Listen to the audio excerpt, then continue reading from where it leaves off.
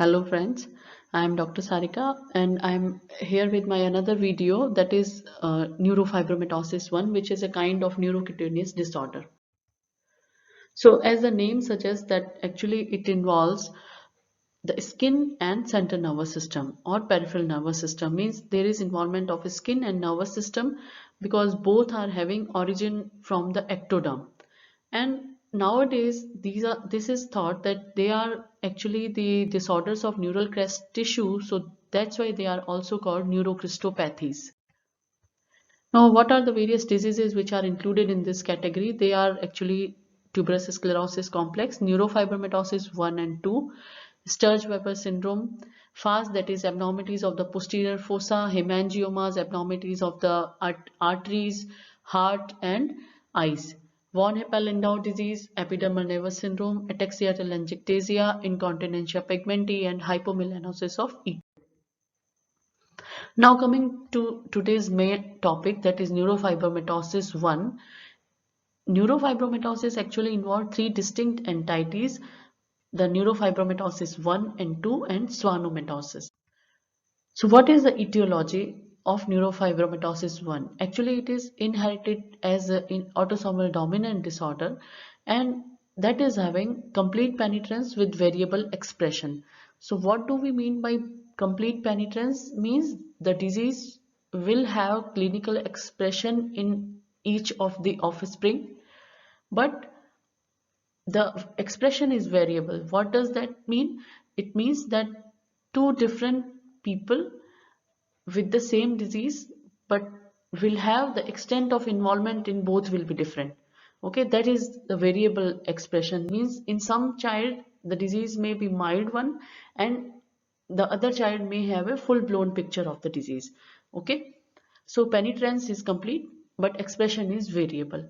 50% of patients are because of new mutations. Okay, males and females are equally involved, and there is mutation in neurofibromatosis 1 gene that is located on 17th chromosome, short arm of 17th chromosome. So now we should know what is the function of neurofibromin, which is a product of the gene. Neurofibromin is actually a negative regulator of RAS. And activated RAS is potent driver of cell proliferation. Okay, and neurofibromin is also a positive regulator of intracellular cyclic AMP. So what happens in neurofibromin?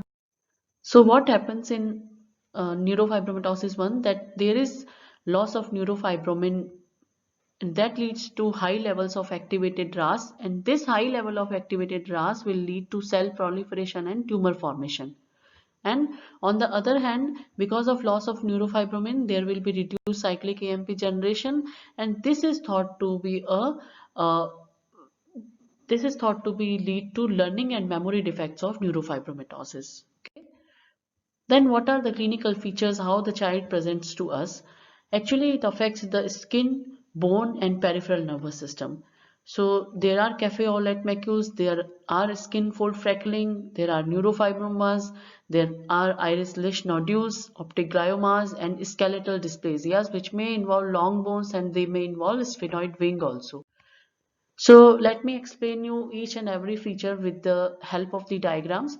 So here in this diagram, you can see the multiple hyperpigmented areas, macular areas. These are called cafe au lait macules. And this is one of the diagnostic criteria of neurofibromatosis. Actually, it is having predilection for trunk and extremities.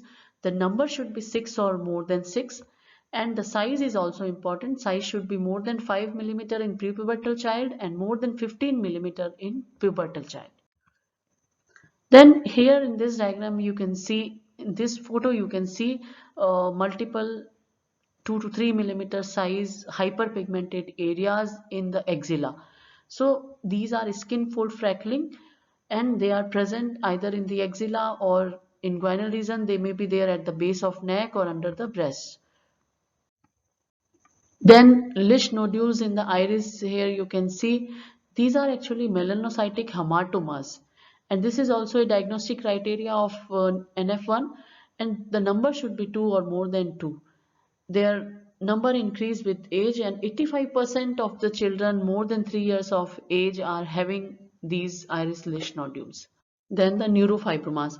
Neurofibromas may be scattered, and these are actually the benign tumors which are arising from the Schwann cells, that is the sheath of the nerve. Okay, they may be discrete along the nerve pathway, or if the particular nerve has been involved in its full extents and fascicles of nerve are also involved, then that gives an appearance of the plexiform neurofibroma. So this is also a diagnostic criteria of NF1. Then coming to bone dysplasias may involve long bones, they may involve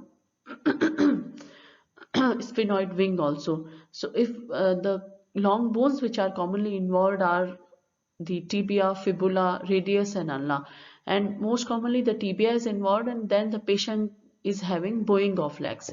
Then sphenoid wing dysplasia.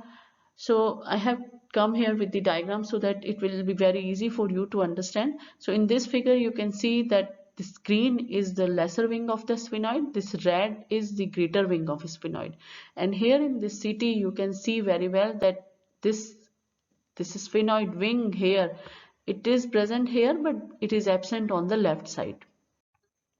Okay, so here in this figure you can see that the greater wing of sphenoid and the lesser wing of sphenoid, they are forming the superomedial aspect of the wall of the orbit.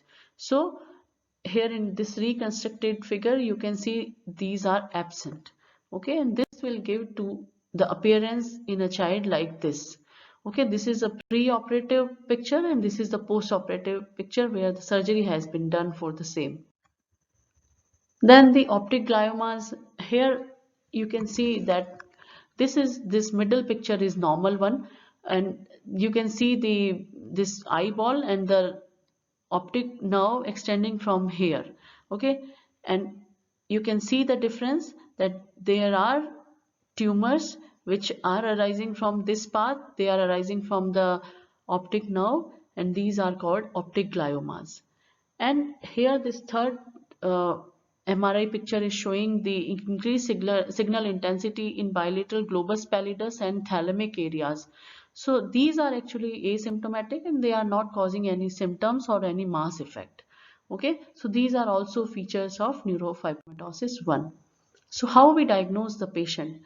Okay, patient is diagnosed with the help of diagnostic criteria, which I am going to tell you in the later slide. Neuroimaging we perform if neurological manifestations are there. Echo, CT of the abdomen and chest, we go only if we think that underlying organ is involved. Okay. Then what are the diagnostic criteria? 2 or more of these should be present. So 6 or more cafe au lait macules, size I have told you earlier, skin fold freckling, 2 or more than 2 neurofibromas or 1 plexiform neurofibromas, 2 or more than 2 iris lesion nodules, optic glioma, characteristic skeletal dysplasia and affected first degree relative. Then what is the treatment? Surveillance has to be done for appearance of complications and their management. Dermal neurofibromas, plastic surgery, CO2 laser, electrodesiccation, debulking of plexiform neurofibroma may be required. If the optic glioma is there and it is progressive and is symptomatic, then we go with the chemotherapy with the vincristine and carboplatin. And if one child is affected, then certainly if parents are planning for another child, then they should undergo genetic counseling. Thank you very much. Please like and share the video. Thank you so much.